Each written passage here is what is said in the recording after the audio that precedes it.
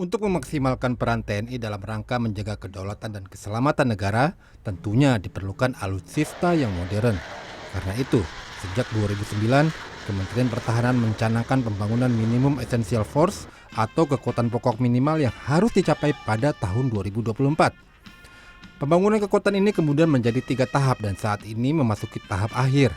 Hanya saja, hingga awal 2023, total capaian minimum essential force hanya baru mencapai sekitar 65%. Data menyebutkan untuk Angkatan Darat capaian minimum essential force adalah sekitar 77%. Dari kebutuhan kendaraan tempur sebanyak 3.700 unit misalnya, baru tercapai 2.100 saja. Untuk Angkatan Laut, pembangunan kekuatan baru bisa mencapai sekitar 66%.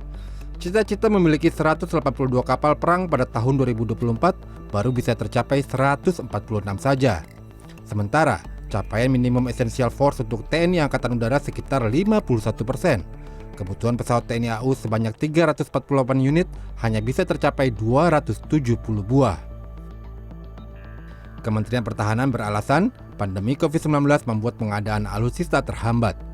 Ancaman pandemi COVID-19 begitu luar biasa di mana pemerintah fokusnya adalah melindungi rakyat. Jadi anggaran-anggaran kita fokus kepada mengatasi COVID. Jadi kalau masalah alutsista tertunda itu kita harus menghadapinya. Meski demikian, di periode 2020 hingga 2024, Kementerian Pertahanan mendapatkan dana pinjaman luar negeri cukup besar. Hingga 2022, alokasi pinjaman luar negeri untuk pembelian alutsista telah mencapai lebih dari 25 miliar dolar Amerika.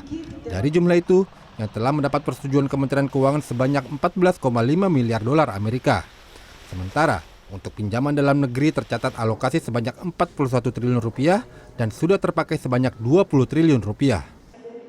Dengan dana cukup besar, Menteri Prabowo sendiri diketahui telah berupaya mempercepat pengadaan alutsista. Tahun lalu misalnya, Prabowo menekan pembelian pesawat tempur, kapal perang, dan lain sebagainya.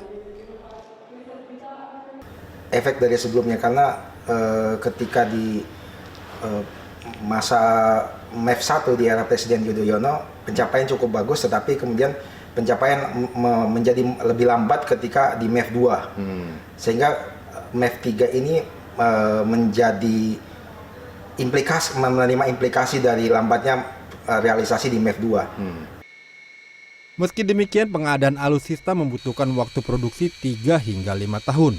Oleh karena itu diperkirakan hingga 2024 hanya sekitar 70% saja kebutuhan kekuatan pokok minimal yang dapat terpenuhi.